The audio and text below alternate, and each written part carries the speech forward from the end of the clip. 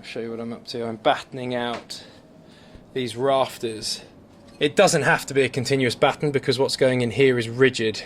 It's a rigid board, so the board will sit, it's actually the thicker stuff. That stuff there is nice and thick, very rigid, and it's going to slot up in place. It's 100 mil deep, so as long as I have more than 10 centimeters worth of depth on this rafter, which I do, then I know that I can fit the rigid PIR in here, polyisoincronate something or other. And then I've also got here a minimum of 25 mil breathing gap. Now my battens are actually 35 mil, so I've got more than plenty. It's a minimum of 25 mil there, a minimum of 100 mil insulation, hence why you need 2x6. Because if you have a 2x4, like those, you don't have enough depth for your 25 mil air gap and your 100 mil insulation. So you spend a bit more money on the board, you get 2x6. These battens were actually left over from when we felted and battened the roof. So all I've done is I've brought a stack of them inside. I'm just chopping them up into little sections to make sure that I've definitely got enough. And then I can go through and batten out each of these rafters the whole way along there and the whole way along that roof up there as well, making sure that I've got enough air gap underneath for them to breathe before I then put 170 mil of PIR into the roof space as well.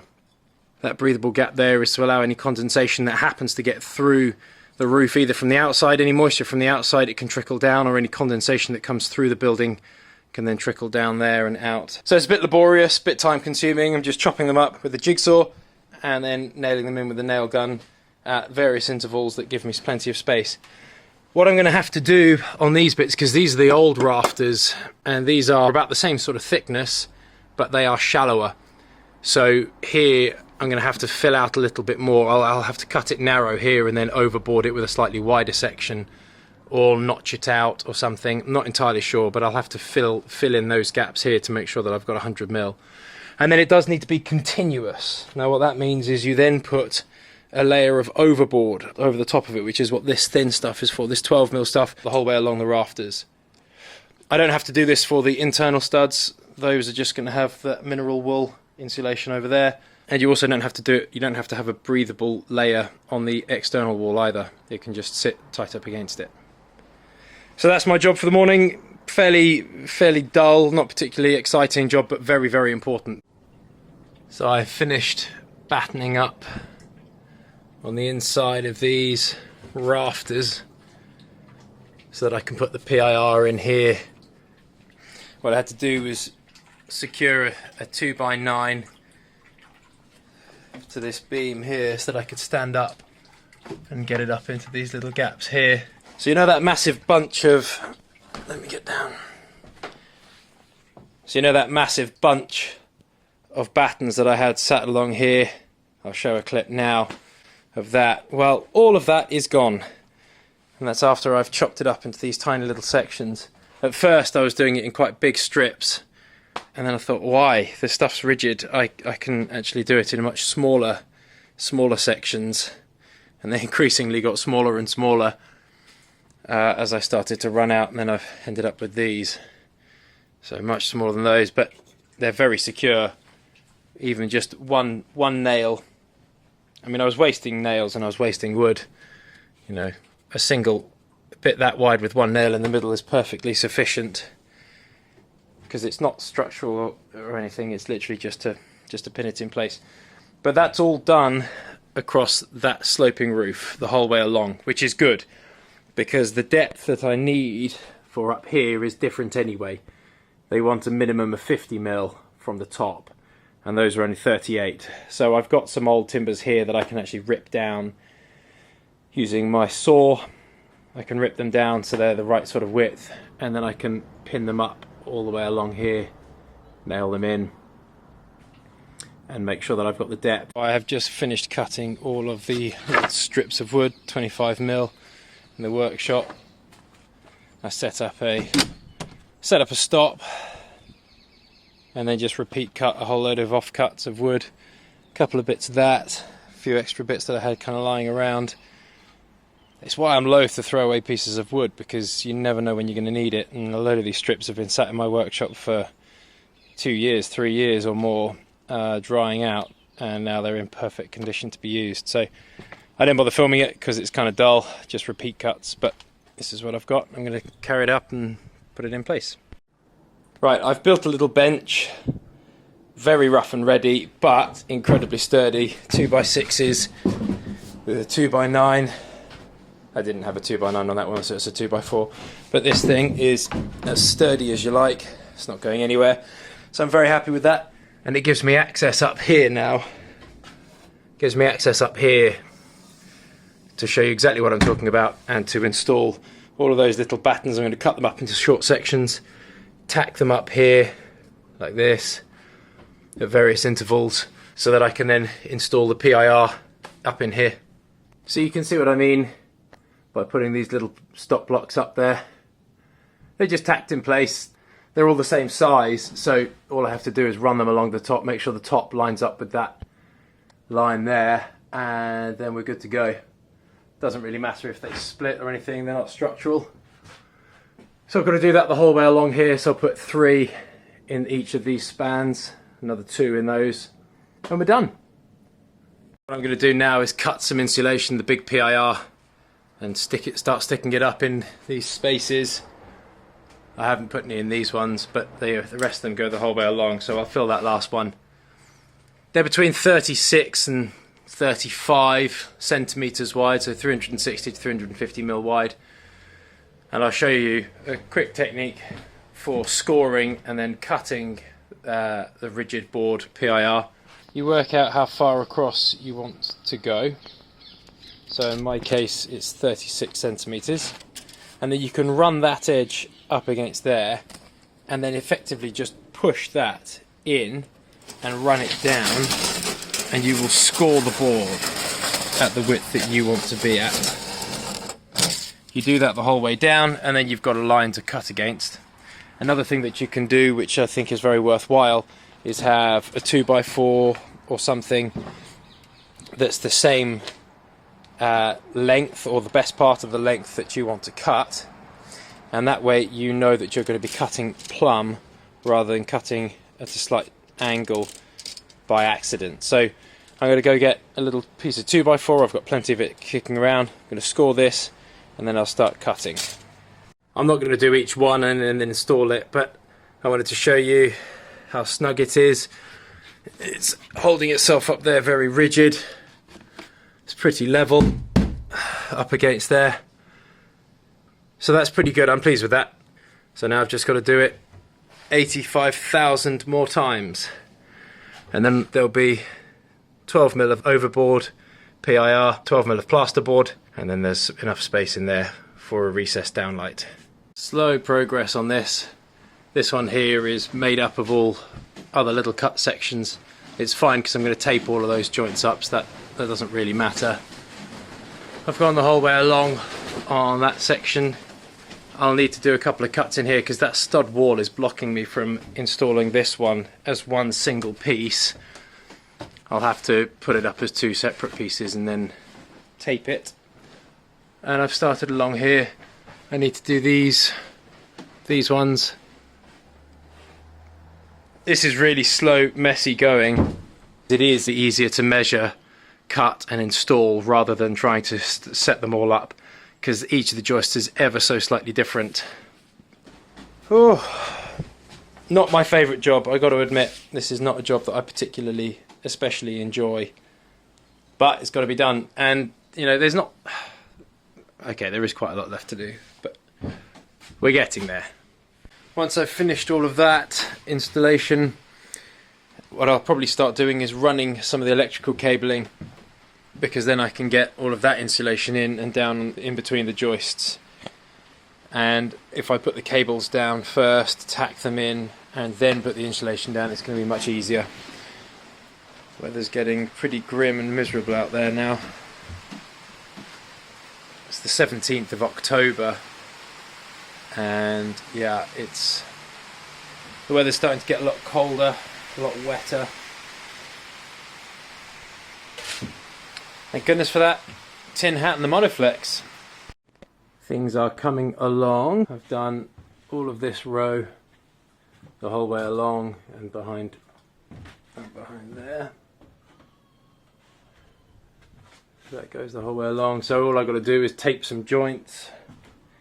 Once that tape arrives, tape up those ones, that'll be fine. So now I've got to finish all of that section, and the bedroom is done.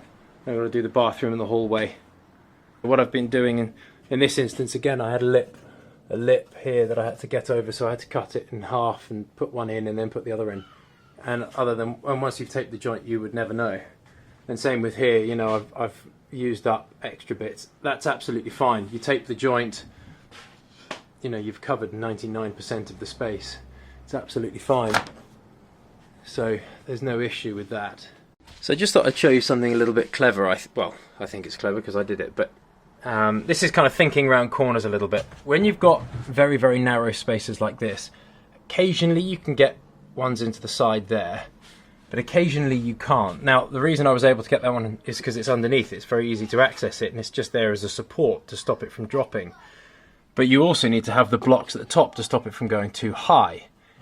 In instances like this, it's very, very narrow, and you just cannot get a drill into there, into that space. So I can't get anything up in there.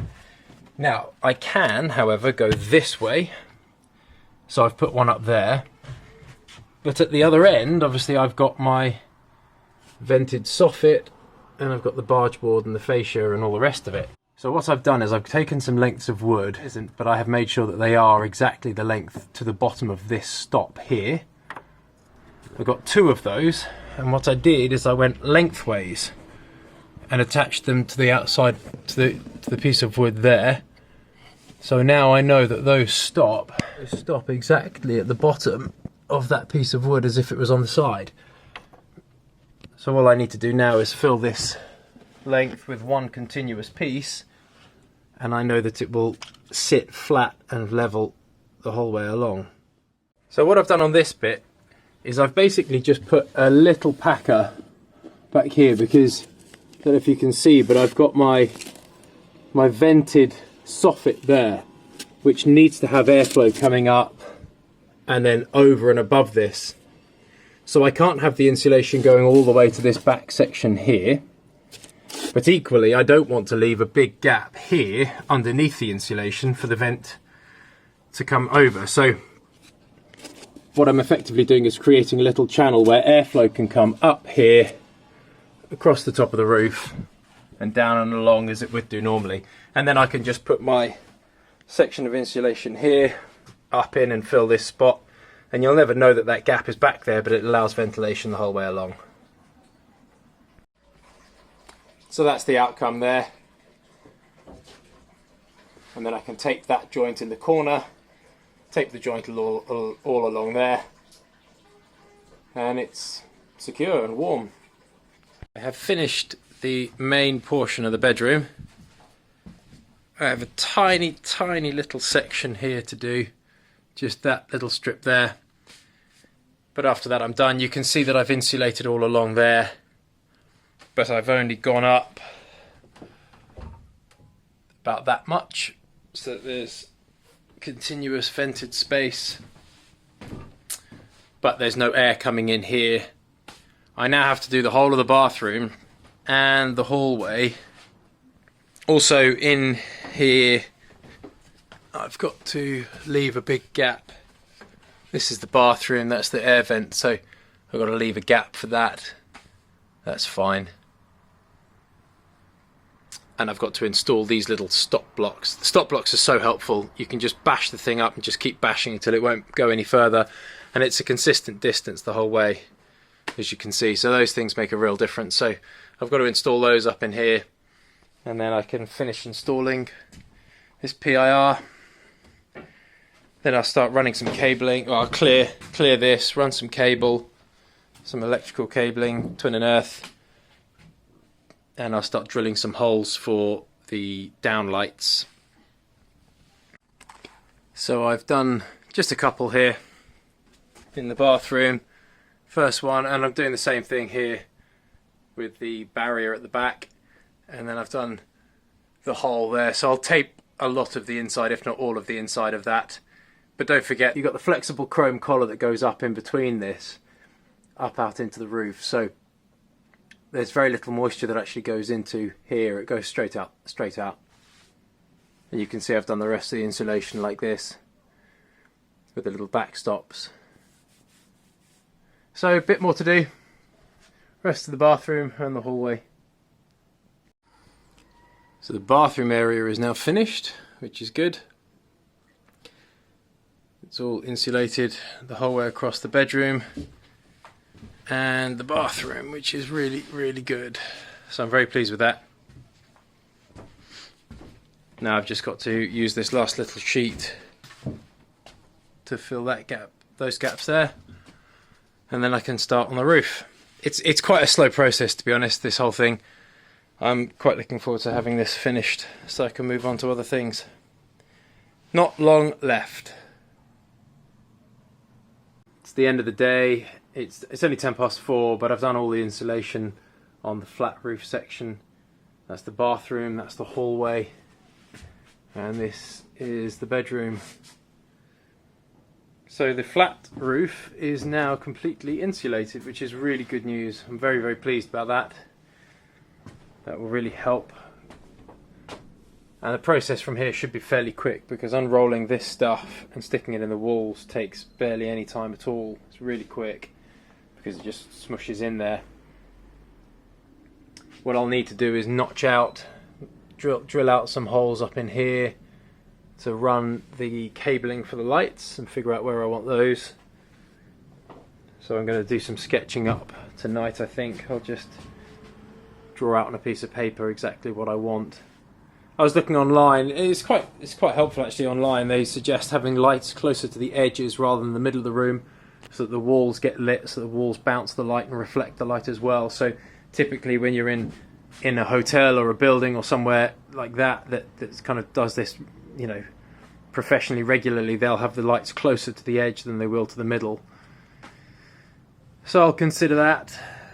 But I've got to run this cabling. I've ordered the tape, so the tape will arrive in the next day or so.